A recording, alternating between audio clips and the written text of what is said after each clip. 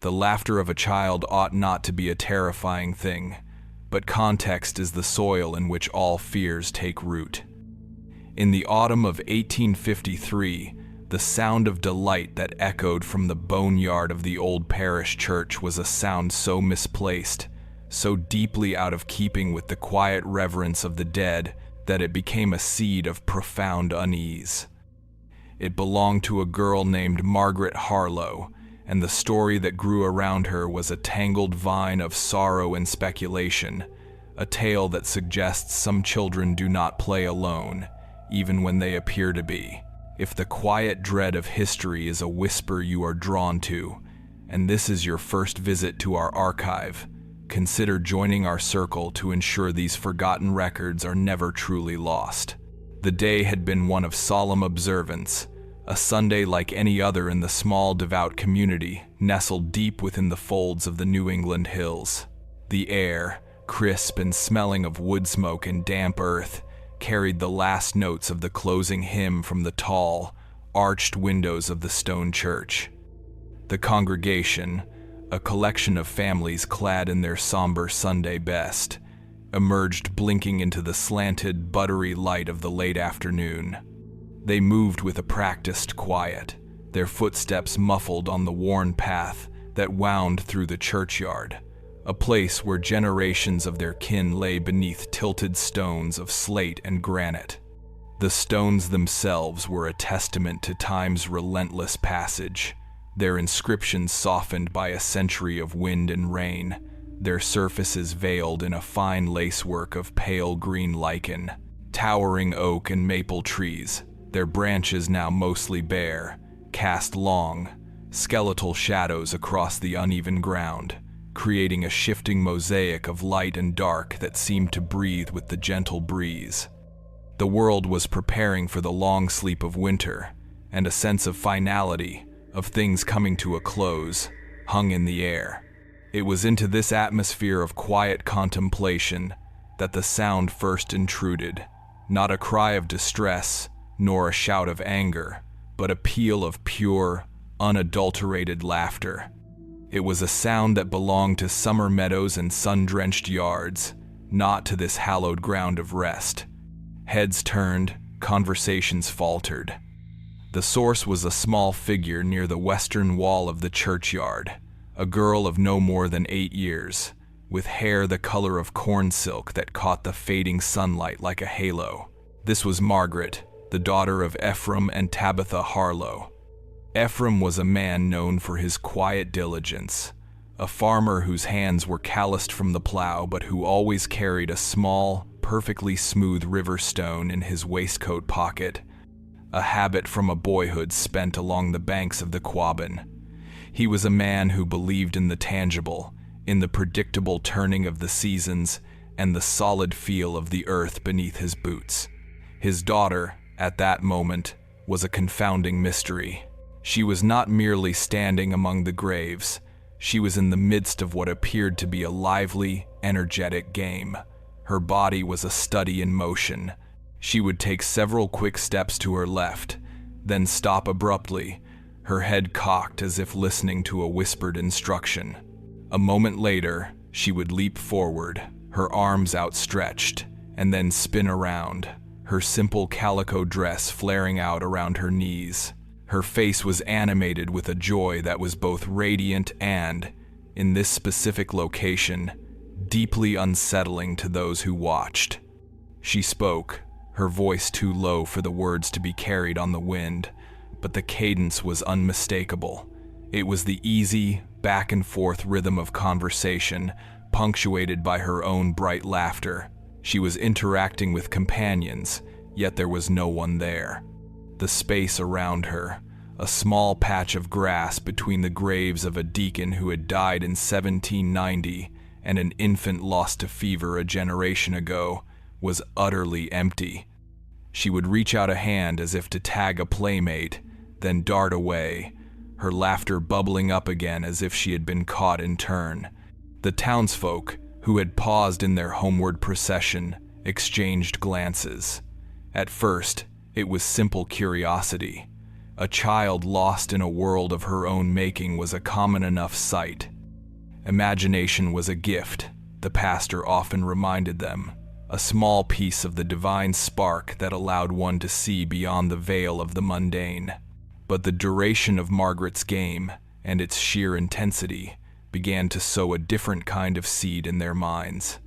A woman named Prudence, whose own children were long grown, nudged her husband and murmured that the girl had a strange fancy. An old farmer, his face a road map of wrinkles carved by a lifetime of labor under the sun, removed his hat and scratched his head, his brow furrowed in puzzlement. He said to the man beside him that it was one thing for a child to play, but another entirely to hold court with spirits in a graveyard. The word, spirits, once spoken, seemed to hang in the autumn air, heavy and cold. The whispers began to spread, a low rustle of disquiet that moved through the small crowd like a chill wind. They watched as Margaret knelt down, her small hands patting the ground as if to comfort someone who had fallen. She nodded seriously, her expression shifting from glee to one of solemn concern, and then she appeared to help an invisible figure back to its feet. Tabitha Harlow felt a hot blush of embarrassment creep up her neck. She loved her daughter with a fierce, protective instinct, but she was also a woman keenly aware of the silent judgments of her neighbors. She saw the looks, the pointed whispers, and she felt a desperate urge to shield Margaret from their scrutiny. She called her daughter's name, her voice tighter than she intended. The sound cut through the quiet air, and for a moment, Margaret did not seem to hear. She was utterly absorbed in her silent communion, her attention fixed on a point in the empty space before her. Tabitha called again, more forcefully this time, and Ephraim placed a steadying hand on her arm. He told her to be patient, that the child was just playing. But even as he spoke the words, his own eyes were narrowed with an uncertainty that mirrored the faces of those around them. He was a man of logic and reason, and what he was witnessing defied both. His daughter was interacting with a detailed, complex social world that was entirely invisible. Finally, Margaret turned, her bright blue eyes blinking as if emerging from a dream. A radiant smile lit up her face when she saw her parents. She ran to them, her small feet navigating the uneven ground with an easy grace. She took her mother's hand and began to chatter excitedly, telling her that Samuel had almost caught her, but that Elspeth had told her which way to run. The names meant nothing to Tabitha at first. They were just sounds, the fantastical labels of imaginary friends. She squeezed her daughter's hand and told her it was time to go home, that the sun was setting. But Ephraim had frozen. The name Samuel had snagged in his memory. He looked back towards the cluster of graves where Margaret had been playing. One of the smaller stones, a simple, unadorned marker, belonged to a Samuel Pike, a boy who had been taken by influenza more than a decade before Margaret had even been born. Ephraim's heart gave a heavy thud against his ribs. It was a coincidence, he told himself. A common name, nothing more. As they led Margaret away from the churchyard, the whispers of the remaining villagers followed them like the rustling of dry leaves. Margaret, oblivious, continued her one-sided conversation, now and then turning her head to laugh at a comment no one else could hear. She told her parents that her friends were coming home with them for supper. She hoped there would be apple pie. Tabitha shushed her gently, a knot of anxiety tightening in her stomach. The walk home was a quiet one, save for the girl's incessant, cheerful chatter directed at the empty air around her. The familiar path, which wound through a stand of birch trees and across a small, gurgling creek, felt strangely menacing in the deepening twilight. The shadows thrown by the trees seemed to twist into unfamiliar shapes, and the sound of the wind through the branches sounded like faint, sibilant whispers. Inside the small, timber-framed house, the atmosphere was thick with unspoken tension. Ephraim lit the lantern, its warm golden glow pushing back the encroaching darkness, but doing little to dispel the chill that had settled over them. Tabitha busied herself with preparing the evening meal, her movements quick and jerky. She tried to convince herself that what they had witnessed was nothing more than an overactive imagination. All children were prone to flights of fancy. She herself had had a make-believe friend as a girl, a bear who lived in the attic and gave her advice. It was a normal phase, a harmless coping mechanism for the loneliness of being an only child. She voiced these thoughts to Ephraim, her words tumbling out in a rush of forced optimism. She said that Margaret was a bright girl, and that her mind was simply more vivid than most. Ephraim stood by the hearth, staring into the flickering flames. He wanted to believe her. He needed to believe her. The alternative was a path that led into a dark and fearful wood, a place where the neat, orderly rows of his crops and the solid logic of his world ceased to exist. He agreed with his wife. He said that it was just a game, and that they should not make a mountain out of a molehill. He added that the girl would grow out of it soon enough, but his voice lacked conviction. The image of Margaret laughing and spinning among the tombstones was burned into his mind. He could not shake the name she had spoken, the name of a dead boy buried not 10 feet from where she had been playing. He tried to reason it away. Perhaps she had heard the name mentioned before, read it on the stone and incorporated it into her play. Children were like sponges, soaking up details without even realizing it. It was a plausible explanation, a rational one. It was the anchor he clung to in a suddenly turbulent sea of doubt. Margaret, meanwhile, was completely untroubled. She sat at the small wooden table, her gaze flitting around the room as she continued her silent conversation. She saved a stool for one of her friends and became momentarily distressed when her father, not seeing its supposed occupant, almost sat upon it. She told him that Josiah was sitting there and that he was very shy. Ephraim, startled, moved to another chair, a muscle twitching in his jaw. He and Tabitha exchanged another look, a silent communication of their shared and growing dread. They had tried to dismiss the events in the churchyard, to neatly pack them away into the box of childish fantasy. But Margaret had carried the unseen world home with them. She had brought her friends out of the graveyard and into their house. The reassurances they had offered each other now felt thin and fragile, a flimsy barrier against a strangeness that was no longer confined to the public square but was now a guest at their own table, an invisible presence in the heart of their home. The evening meal was quiet, the only sounds the scrape of cutlery on wooden plates and the soft, one-sided murmur of Margaret talking to her friends, a chilling counterpoint to the strained and heavy silence of her parents. The question lingered in the air, unspoken but potent. Were these simply imaginary friends, or had their daughter invited something else, something much older and darker, to come in from the cold? The uneasy quiet of the Harlow home was a fragile thing, a thin sheet of ice over a deep and turbulent body of water. In the days that followed the incident at the churchyard, the surface began to crack. The strangeness that had been a public spectacle now became a private, domestic ritual, an unsettling presence woven into the very fabric of their lives.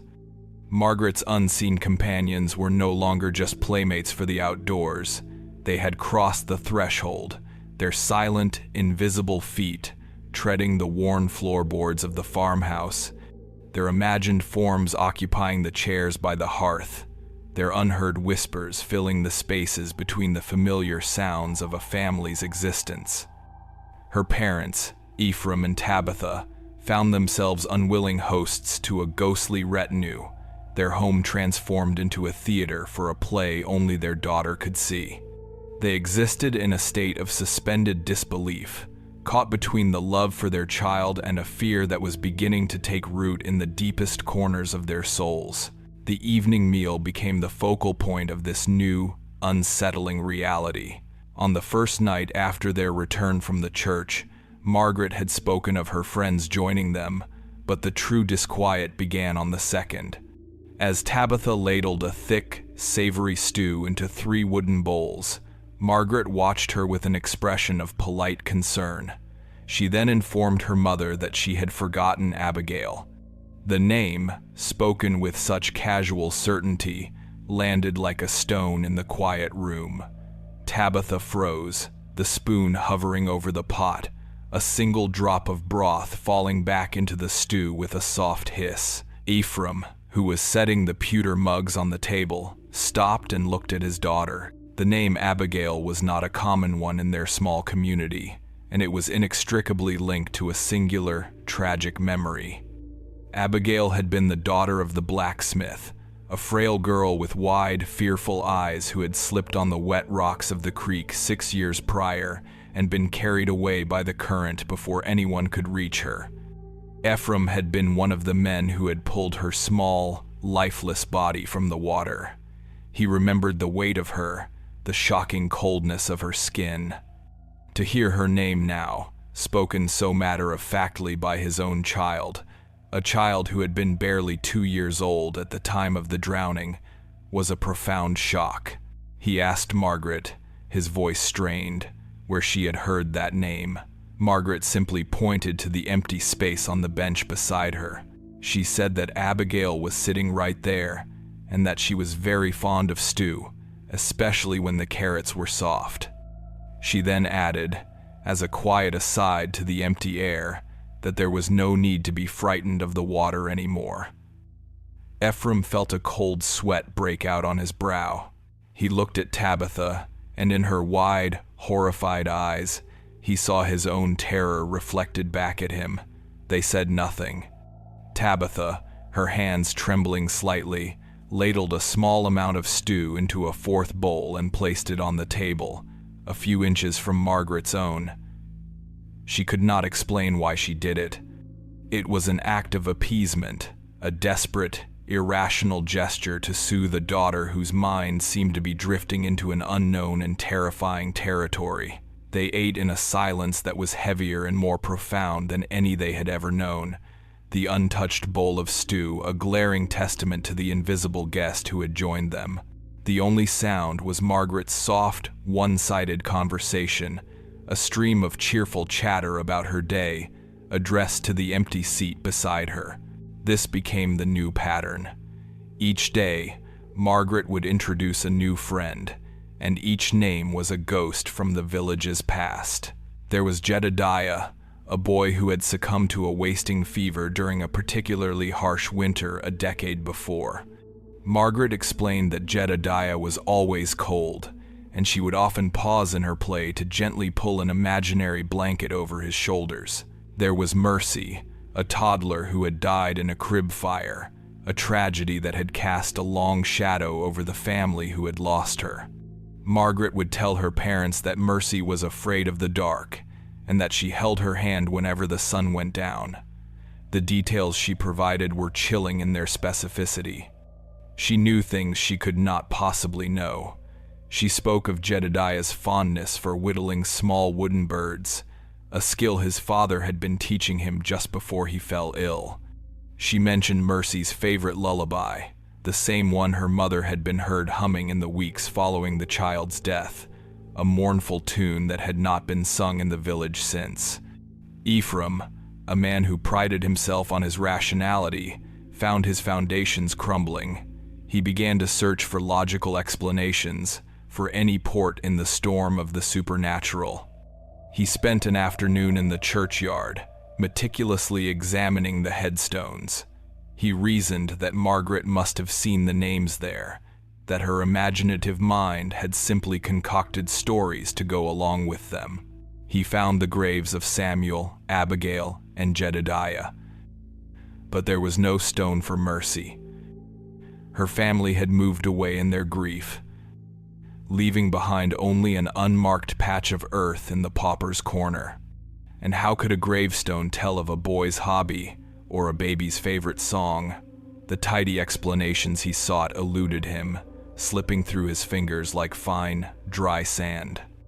He was left with a growing, gnawing certainty that he was facing something that could not be explained by the familiar laws of the world he knew. Tabitha, meanwhile, retreated into a state of anxious denial. She treated Margaret's companions as one might treat a difficult but temporary illness. She would indulge the fantasies to a point, hoping that if she did not challenge them directly, they might simply fade away. She would listen with a pained, fixed smile as Margaret recounted the day's adventures with her invisible friends. She would move aside for an unseen child in a doorway, or caution Margaret not to let her friends get their clothes muddy.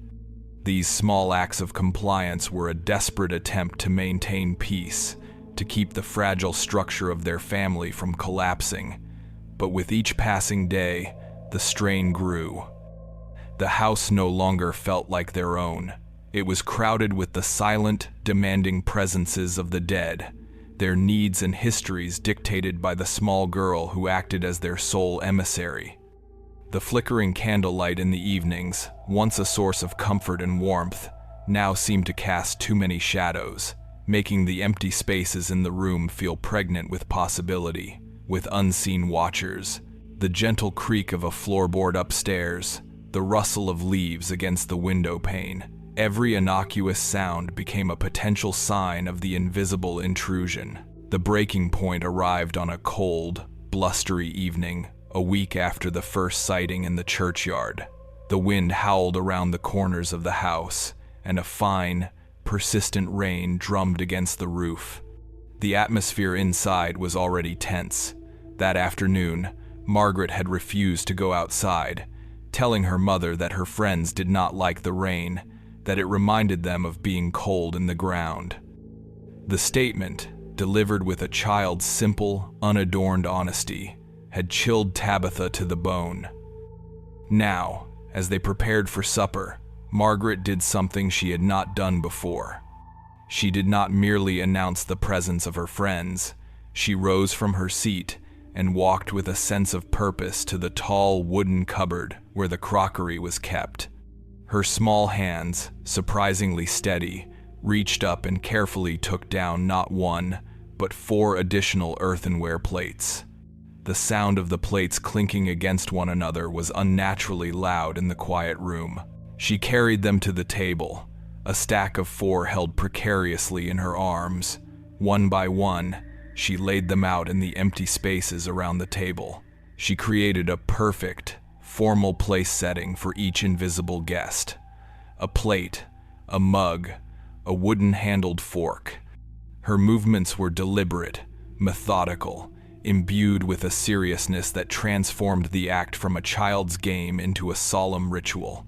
When she was finished, she surveyed her work with a nod of satisfaction.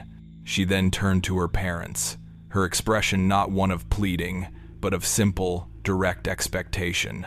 She told them that her friends were very hungry tonight, and that it was impolite to make them wait.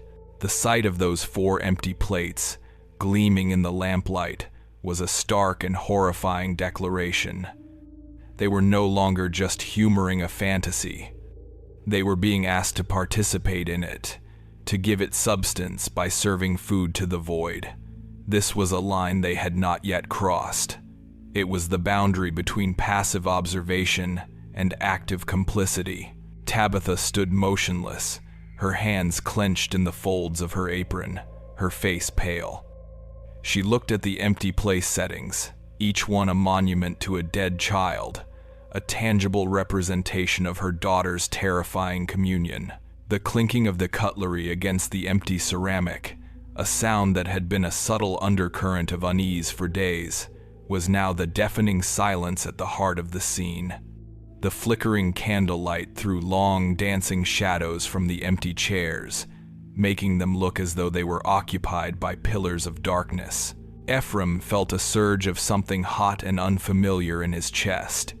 It was a mixture of fear and a desperate primal need to reclaim his home, to reassert the reality he understood.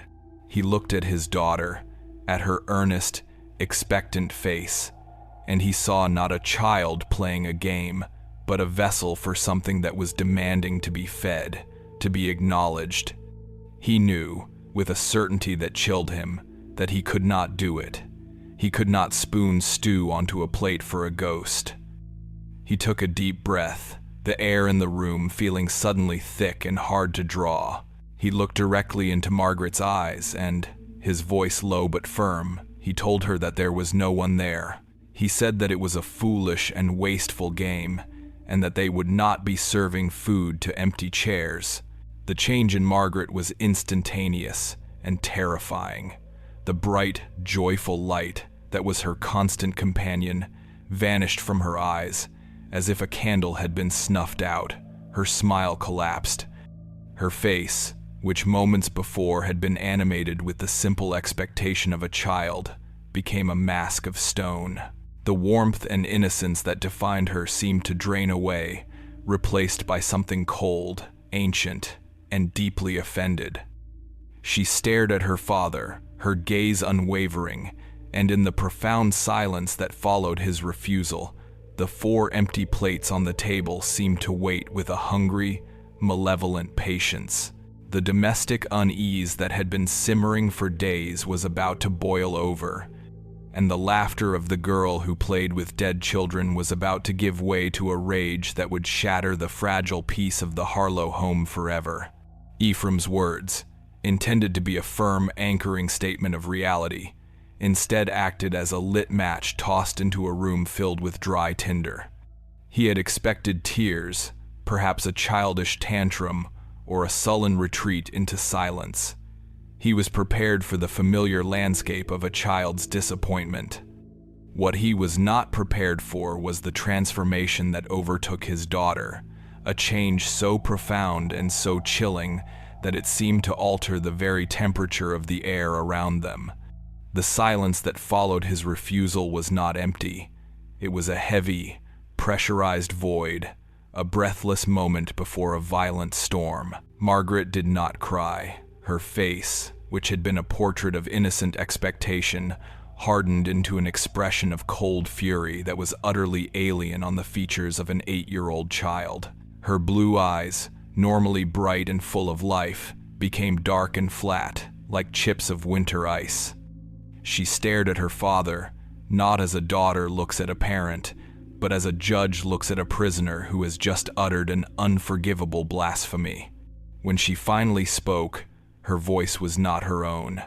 The high, lilting cadence was gone, replaced by a low, guttural tone that seemed to vibrate with a power far beyond her small frame. She told him that he was a cruel man. She said he was a blind and foolish man. The words were simple, but they were delivered with the weight of an ancient and deeply personal grievance. She accused him of mockery. She insisted that he was laughing at them, at her friends who had come to their table in good faith, who had trusted in the kindness of the living. Her small hands, which had so carefully arranged the place settings, now clenched into tight fists at her sides, the knuckles white. The atmosphere in the room, already thick with tension, became claustrophobic, suffocating. The flickering lamplight seemed to dim, the shadows in the corners deepening and stretching like grasping fingers. The wind, which had been a steady howl outside, rose in a sudden, violent gust, rattling the window frames as if in answer to the rising anger within the house. Tabitha, who had been frozen in place by the stove, took a hesitant step forward. She called Margaret's name, her voice a thin, reedy whisper. She pleaded with her to stop, to calm herself. It was a mother's instinct, a desperate attempt to soothe the tempest that had erupted in her child, but Margaret's attention was fixed solely on her father. She seemed not to hear her mother's voice, or if she did, she gave it no heed. She took a step towards Ephraim, her movements stiff and unnatural. She raised a trembling finger and pointed it at him, an accusatory gesture that was both childish and deeply menacing. She said that they could see his scorn, they could feel his contempt, and they were angry. The use of the plural, the they, was what struck Ephraim with the force of a physical blow. It was no longer his daughter speaking of her imaginary friends. It was as if she had become their mouthpiece, a conduit for a collective, spectral indignation. The rage, having been given voice, now demanded a physical release. With a cry that was a raw, primal sound of despair and fury, Margaret turned to the table. In a single, swift motion, she swept her arm across the carefully set places of her unseen guests. The 4 earthenware plates were sent flying, crashing to the wooden floor with a sound that shattered the tense silence like a gunshot. Shards of broken pottery skittered into the dark corners of the room. The pewter mugs followed, hitting the floor with a series of dull, metallic clangs. The violence of the act was shocking, a sudden and brutal disruption of the domestic order. This was not the petulant outburst of a spoiled child. It was an act of desecration, a furious defense of the unseen, a violent rebuke of the world of the living. Ephraim and Tabitha could only watch, paralyzed by a mixture of fear and disbelief.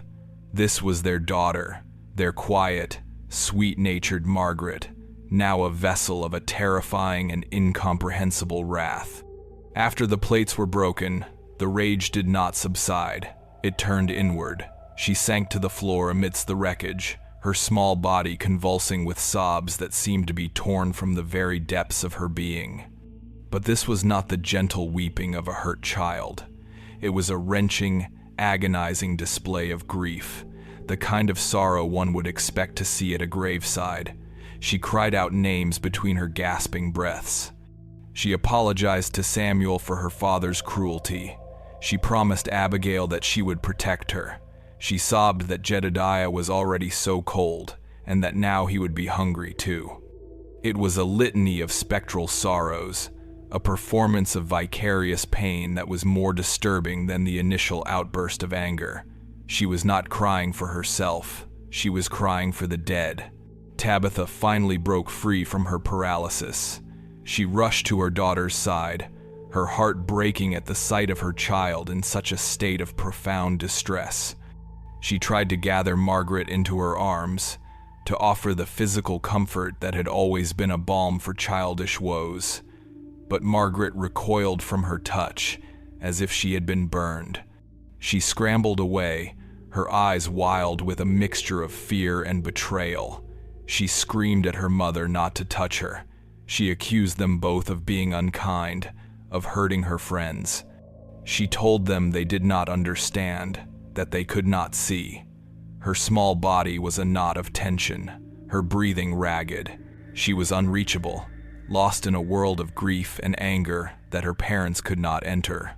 Ephraim stood by the hearth, his face ashen. The logical explanations he had so desperately clung to now lay in shattered pieces on the floor, alongside the broken plates. What he was witnessing was not imagination. Imagination did not have this power, this depth of emotion, this terrifying conviction. This was something else. He looked at his daughter, huddled on the floor, weeping for the dead children she claimed were her only true companions, and he felt a fear so profound it was like a physical coldness spreading through his veins. He was afraid of what his daughter was becoming, but for the first time, he was also afraid of his daughter herself. There was an unnatural quality to her despair, a sense of an ancient, bottomless sorrow that could not possibly originate from the limited experiences of an 8-year-old girl. It was as if she were channeling the combined loneliness and resentment of all the lost children whose names she spoke. The rest of the evening passed in a haze of tense, fearful silence. Margaret eventually exhausted herself, her sobs subsiding into quiet, shuddering breaths. She refused to eat, refused to speak to either of her parents. She sat on a small stool by the fire, her back to them, a small, solitary figure wrapped in an impenetrable shroud of sorrow. Tabitha quietly cleaned up the broken crockery, her hands shaking as she swept the shards into a dustpan. Each piece felt like a remnant of the life they had known before, a life that now seemed impossibly distant. Ephraim could not sit still. He paced the length of the small room, from the window to the hearth and back again, his mind racing. He was a farmer, a man of the earth. His problems were tangible: drought, blight, a lame horse, an early frost. He knew how to fix a broken fence and how to read the sky for signs of rain. But this was a problem of the soul, a darkness that had taken root in his own child, in his own home. He had no tools to fix this. Later that night, long after Margaret had been put to bed, Ephraim and Tabitha sat at the table, the untouched bowls of stew now cold. They did not light a lamp, preferring the near darkness, the flickering embers in the hearth providing the only illumination. The shouted words of their daughter still echoed in the wooden farmhouse. The ghosts of the broken dishes seemed to lie on the floor. Tabitha wept silently, her shoulders shaking. She whispered that she did not know her own daughter anymore. Ephraim, his face haggard in the firelight, reached across the table and took her hand. His own was cold and clammy. He told her that this was beyond them. It was a sickness, he said, but not of the body. It was a spiritual malady, a darkness that was too deep for them to navigate alone. They were simple people, people of faith, and in times of profound crisis, there was only one place to turn for guidance. Their own efforts had failed, had in fact made things catastrophically worse. They needed counsel, they needed authority, they needed the church. The decision was made in that dark, quiet room, a decision born of fear and desperation. They would go to the pastor. They would lay this unnatural burden at the feet of God's representative on earth, and they would pray that he had an answer, for they were now utterly, terrifyingly lost. The following morning, a fragile and exhausted peace had settled over the Harlow house. It was not the peace of resolution, but the quiet that follows a devastating storm, a landscape littered with the evidence of its fury. Margaret was subdued, her earlier rage having given way to a quiet, watchful sorrow. She moved through the house with a ghostly slowness, her eyes holding a distant, mournful quality. She spoke only to her unseen companions, her voice a low, conspiratorial murmur that was somehow more unnerving than her previous night's outburst. She was no longer trying to bridge the gap between her world and that of her parents. She had retreated entirely into her own, leaving them on the far shore of a vast and silent ocean of strangeness. For Ephraim and Tabitha, the decision made in the dark of the previous night had solidified into a grim and necessary resolve. Their fear had coalesced into a single point of action. They would seek the counsel of the church. They waited until Margaret was occupied in the yard, sitting on a log and arranging a row of pebbles, seemingly explaining the rules of some intricate, invisible game to the empty space before her. The sight of her, so small and so utterly lost to her communion, was a fresh torment to her parents. Leaving her even for an hour felt like a betrayal, yet staying felt like a surrender to the madness that was consuming their home.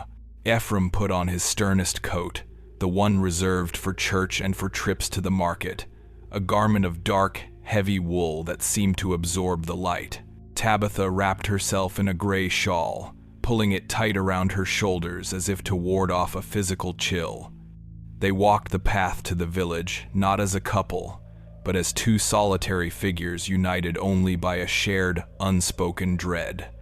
The familiar route, usually a place of quiet comfort, felt alien and menacing. The rustling of the leaves in the trees sounded like whispers, and the familiar faces of the neighbors they passed seemed to watch them with a new, knowing pity.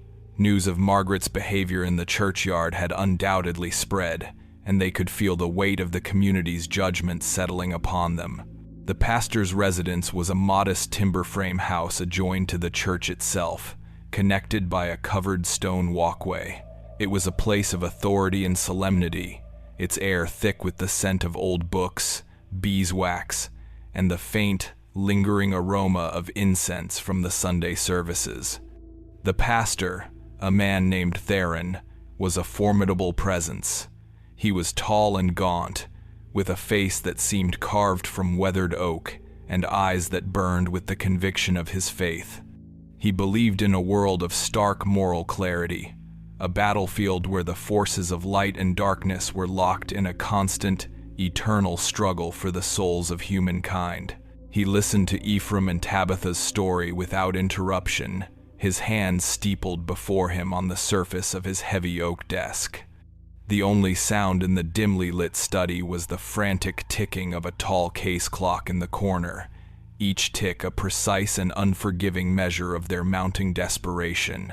Ephraim spoke first, his voice low and halting as he recounted the events of the past weeks. He described the laughter in the graveyard, the naming of the dead children, the chillingly specific details of their lives and deaths. He spoke of the empty place settings at the dinner table, a ritual that had begun as a strange game and had escalated into a terrifying demand for acknowledgement. His voice cracked as he described the rage, the broken plates, the way his daughter's face had transformed into a mask of cold, ancient fury. Tabitha, weeping silently into a handkerchief, added her own fragmented observations. She spoke of Margaret's detachment, of the way she seemed to be listening to voices no one else could hear, of her profound sorrow for the suffering of her invisible friends. She confessed her own fear, a deep and abiding terror that her daughter was slipping away from them, being pulled into a world from which she might never return. When they had finished, a heavy silence descended upon the room.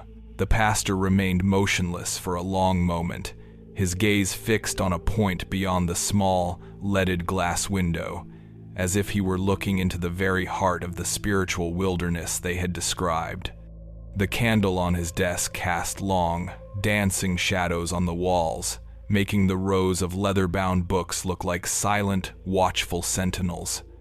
Finally, he drew a long, slow breath. He did not offer them words of simple comfort or easy reassurance. His diagnosis of the situation was as stark and as unyielding as his worldview. He told them that they were not dealing with a child's imagination. Imagination, he explained, was a gift from God, a tool for understanding the beauty of his creation. What they had described was not creation, it was an infestation. He spoke of the world of spirits, a realm that existed alongside their own, a place populated by souls who had not found their proper rest. He said that some of these spirits were merely lost and confused, but that others were malevolent, hungry for the warmth and vitality of the living. He leaned forward, his dark eyes fixing first on Ephraim, then on Tabitha, holding their gazes with an intensity that was both frightening and hypnotic. He explained that children, in their innocence and their innate sensitivity, were particularly vulnerable to such influences. He called them open doorways, susceptible to whispers from beyond the veil that most adults, their souls hardened by the cares of the world, could no longer hear. He did not believe Margaret was evil. He believed she was a victim, a vessel. He used the word temptation, but he imbued it with a terrifying weight. This was not the common temptation of sin, but a deeper, more insidious spiritual seduction. The spirits of the dead children, he theorized, had found in Margaret a sympathetic and welcoming soul. They were drawn to her light, but their presence, their incessant demands for attention and sustenance, was a form of spiritual vampirism. They were draining her, he said, pulling her further and further away from the world of the living and into their own shadowy realm of memory and regret. The pastor's words fell upon the desperate couple like a death sentence. They had come seeking a cure, a simple prayer or a ritual that might cleanse their home and restore their daughter. Instead, they were being presented with a vision of a spiritual war, with their own child as the contested territory. The scripture he quoted was not from the Gospels of love and forgiveness, but from the darker, more cautionary passages of the Old Testament, or verses that spoke of familiar spirits and the dangers of communing with the dead. He warned them that Margaret's rage was not her own. It was the rage of the spirits, their fury at being denied, their resentment of the living. He said that as long as Margaret remained in the house, she would act as an anchor, a beacon, drawing them ever closer and allowing their influence to grow stronger. The house itself, he suggested, might become a place of permanent haunting, a wound in the fabric of the community. The solution he proposed was as drastic as his diagnosis. It was a spiritual amputation. He advised separation. He told them that for the sake of Margaret's own soul, and for the spiritual safety of their own household, she must be removed from the environment where this connection had taken root. She needed to be taken to a place where the spirits had no claim, where the influence of her spectral companions might be starved and severed. He spoke of a church-run institution in a distant county, a place that was part school, part asylum, a sanctuary for children who were deemed to be in a state of spiritual peril. He described it as a place of quiet discipline and constant prayer, a fortress against the forces of darkness. He presented it not as a punishment, but as an act of profound and necessary love, a desperate surgery to save the soul by cutting away the afflicted limb. Ephraim and Tabitha listened, their hearts turning to stone within their chests. The idea of sending their daughter away was unthinkable, a violation of every protective instinct they possessed. Yet, the pastor's words, delivered with the unshakable authority of his office, offered a terrible, compelling logic. They were afraid. They had witnessed things they could not explain, a darkness in their own child that terrified them. They had tried to handle it themselves, and they had failed.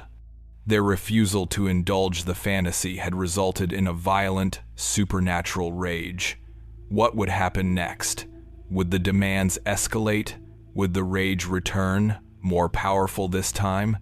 The pastor had given their fear a name and a shape. He had validated their terror, framing it not as a private, familial madness, but as a known and ancient spiritual danger. He offered them a path, a terrible, heartbreaking path, but a path nonetheless. They left the pastor's study with his solemn blessing and a letter of introduction to the distant asylum. The weight of their decision pressed down on them, heavier than any tombstone in the old churchyard. They had to choose between their daughter's presence and what the man of God had told them was her very salvation. The question of whether Margaret was in need of spiritual rescue or was simply being exiled for being different was a nuance they were too terrified to consider. They had resolved to act, and in doing so, they set in motion the final, tragic chapter of their daughter's childhood. The days between the pastor's counsel and the arranged departure were a study in quiet, agonizing grief.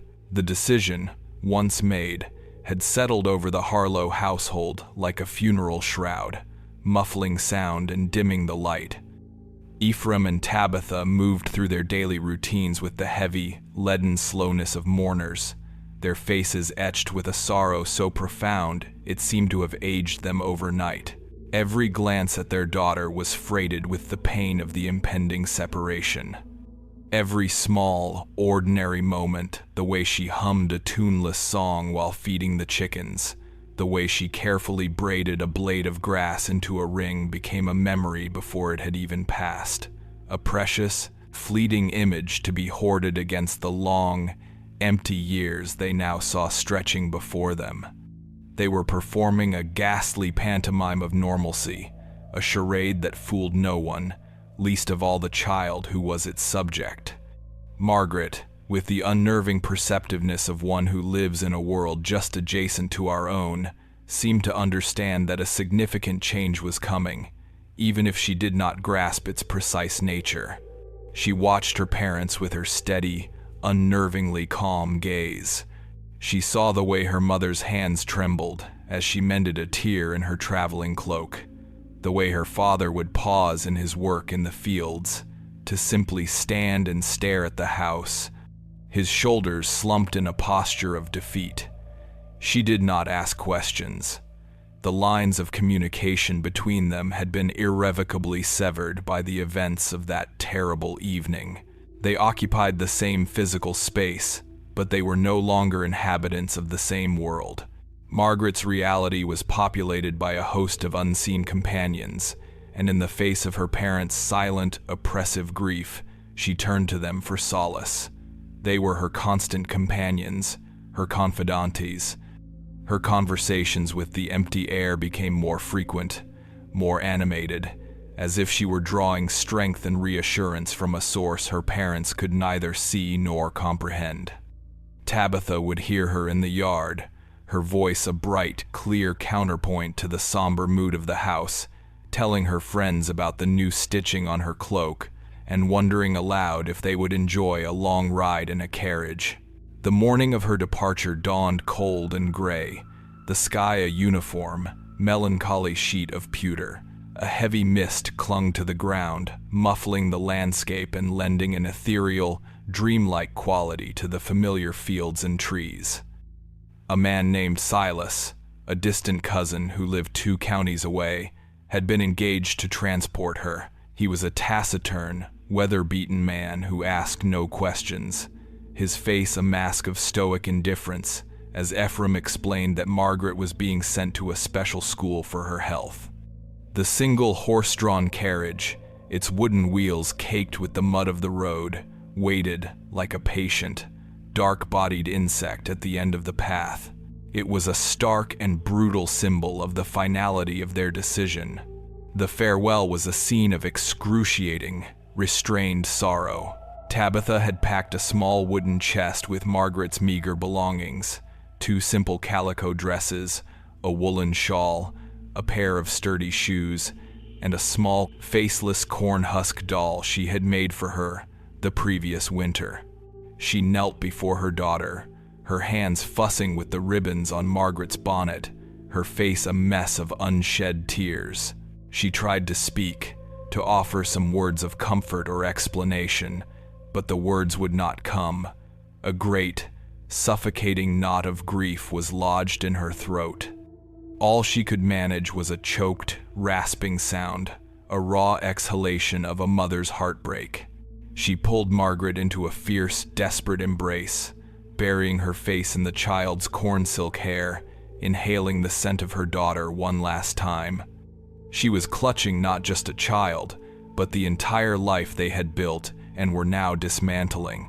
Ephraim stood beside them, his hands clenched into fists at his sides, his jaw set so tight that a muscle jumped in his cheek. He was a man unaccustomed to displays of emotion, a man who had been taught that strength lay in stoicism and silence.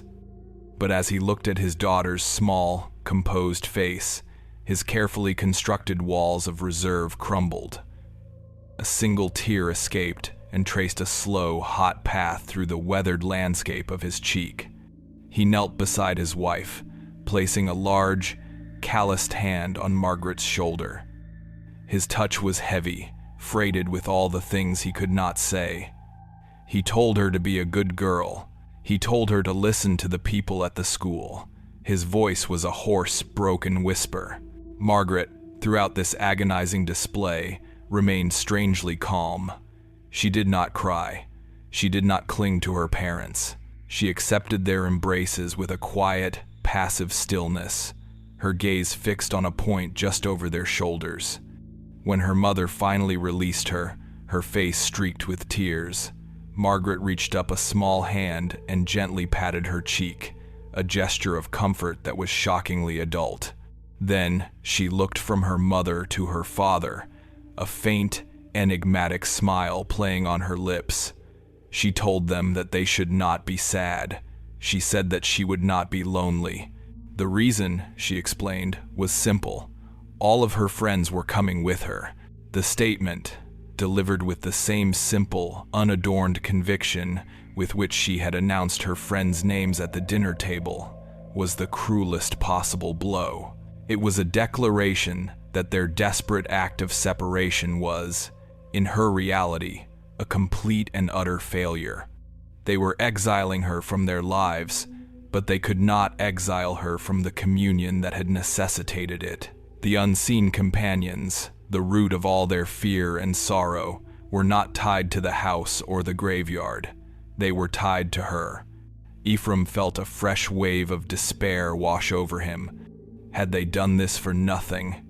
Had they sacrificed their own happiness only to send their daughter into the world with the very haunting they had tried to excise? As she turned to walk towards the waiting carriage, Margaret's demeanor changed.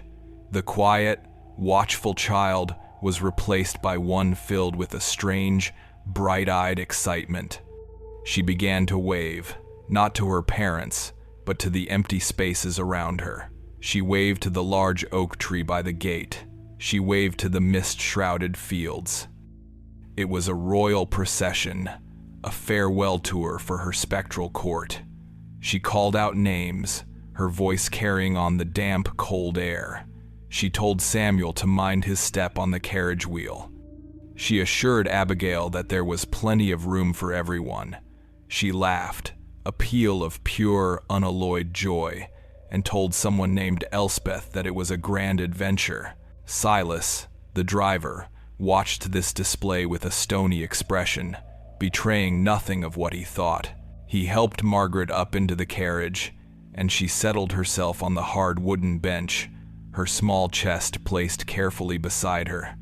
She did not look back at her parents. Her attention was entirely focused on the task of seating her invisible entourage. She patted the space beside her, admonished an unseen figure for taking up too much room, and then turned her face towards the open road, her expression one of eager anticipation. The sound of the carriage wheels on the dirt road was a final, grinding note of departure. Ephraim and Tabitha stood together, two small, solitary figures in the gray morning, and watched as the carriage grew smaller and smaller, until it was just a dark shape swallowed by the mist. The last thing they saw, or thought they saw, was the small, indistinct form of their daughter, her hand raised in a cheerful, energetic wave to the unseen world that traveled with her. They were left alone in the sudden, deafening silence of a home that was now truly empty, save for the ghosts of their own making. The question of whether they had saved themselves or simply abandoned their child to an inescapable fate hung in the air, as thick and as chilling as the morning mist. They had sent the living child into exile, but they had done nothing to banish the dead who kept her company. She had told them she would never be alone, and as the sound of the carriage wheels faded into nothing, they were left with the horrifying certainty that she had been telling the truth. The departure of the carriage did not sever the story of Margaret Harlow. It merely frayed the thread, making the information that followed more sporadic, more fragmented, and in its own way, more terrifying. The institution to which she was sent was not a place of malice, but one of grim, unyielding order. It was a sprawling stone edifice in a county far enough away to feel like a foreign land, a place where the landscape was flatter and the sky seemed wider and more indifferent. It was run by a stern religious order that believed the wayward soul could be disciplined back into alignment with God through a regimen of repetitive labor, rote catechism, and a profound, enforced silence. The walls were thick stone, cool and damp to the touch even in summer, and the long, echoing corridors were scrubbed daily with lye, leaving a clean, antiseptic smell that did nothing to mask the underlying odor of collective human sadness. The windows were tall and narrow, designed not to provide a view of the world outside, but to let in a stark, utilitarian light. It was a place built to contain and correct, a machine for the recalibration of the human spirit. Into this world of rigid silence and disciplined prayer, Margaret arrived not as a penitent, but as a placid and perpetual guest at a party only she could perceive. The silence that was intended to quiet the mind and banish distracting thoughts was, for her, a perfect, uncluttered canvas for the voices of her companions. The reports that trickled back to her home village over the next several years were infrequent and often secondhand, passed from a carter to a merchant to a neighbor, losing details with each retelling but always retaining their essential, chilling core. The first account came from a clergyman who had visited the institution to deliver a guest sermon. He spoke of a strange, beatific girl who sat in the chapel, her lips moving in a silent, constant conversation throughout the service, while the other children sat with their heads bowed in fearful reverence. This girl's face was animated with a quiet joy, her eyes flitting from one empty space in the pew to another, as if she were sharing a private joke with a host of friends. The clergyman mentioned it to the head matron, who simply sighed and said that was the girl Margaret, and that they had learned it was best to simply let her be. She did her chores without complaint, she ate what she was given, and she caused no trouble, provided one did not try to deny the existence of her companions. A year later, a young woman who had worked as a laundress at the institution returned to a neighboring town to be married. She brought with her stories that were less about piety and more about the unsettling specifics of Margaret's daily life. She said that Margaret was often given the task of sorting linens in the large, steamy laundry room. While the other girls worked in sullen silence, Margaret's corner was filled with a constant, one-sided chatter. She would hold up a sheet and describe its pattern to an invisible friend. She would scold a companion for tangling the pillowcases. The laundress said that the most unnerving thing was not the talking, but the listening. Margaret would pause, her head cocked, a look of intense concentration on her face, and then she would nod or laugh in response to a comment no one else had heard. The other girls in the institution shunned her, not out of cruelty, but out of a deep, instinctual fear. They would leave a wide circle of empty space around her in the refectory and in the yard. They called her the Whisper Girl. They believed she was in league with things that ought to have remained buried. But the reports never spoke of Margaret as being unhappy. This was the central, horrifying paradox of her existence. In a place designed to house the broken, the delinquent, and the profoundly sad, Margaret was an island of serene, unshakable contentment. Witnesses described her as joyful. A groundskeeper who worked at the institution for a decade reported that he would often see her in the walled garden during her recreation hour. She would never be still. She was always in the midst of a game, running across the manicured lawn, her feet light, ducking behind a hedge, then bursting out with a peal of laughter. To any casual observer, she appeared to be a child lost in a particularly vivid game of make-believe.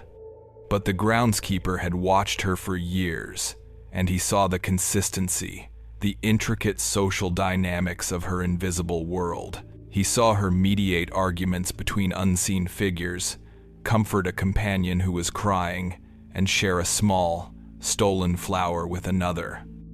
He told his brother that it was the most lonesome sight in the world, a girl so surrounded by company that she was utterly, completely alone. As the years passed, Margaret grew from a girl into a young woman. Her corn silk hair darkened to the color of wheat, and her face lost its childish roundness, but her eyes retained their bright, distant quality.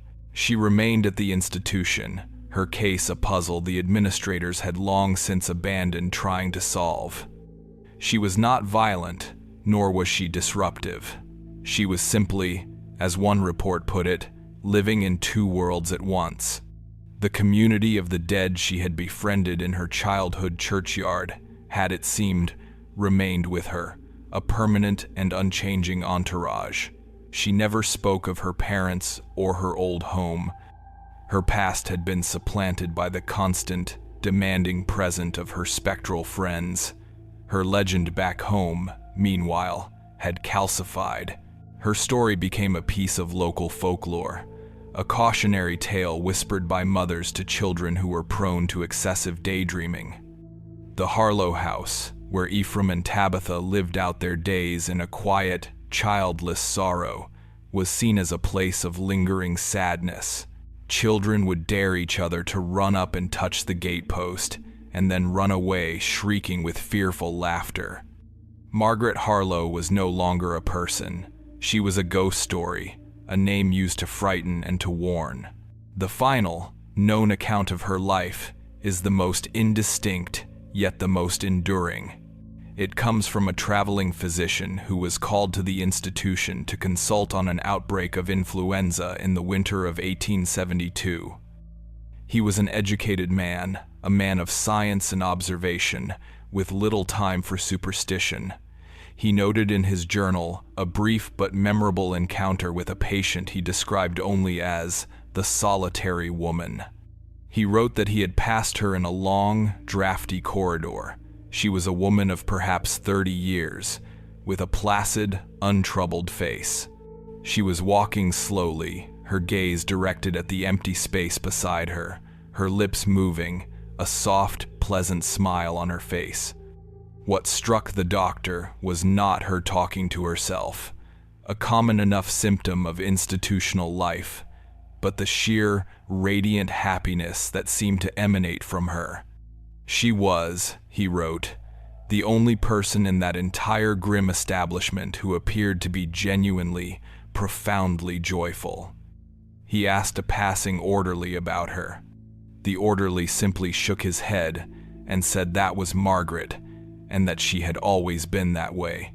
He added that she had never been alone a day in her life. This is the last confirmed sighting. What became of Margaret Harlow in the years that followed is lost to the official record. There is no stone to mark her grave in the institution's cemetery, nor any notice of her death in the county ledger. She simply faded from history, walking into an obscurity as deep and as impenetrable as the mist on the morning she was sent away. The story ends there, leaving behind only a lingering, unanswerable question. Was she the victim of a profound and tragic delusion, her mind creating a comforting fiction to shield her from an unbearable loneliness? Or was she something else entirely? A person whose senses were tuned to a different frequency, a bridge between the world of the living and the quiet, waiting world of the dead. Was she haunted? Was she blessed? Or was she simply lost to a madness that wore the perfect, placid mask of joy? The record offers no final judgment.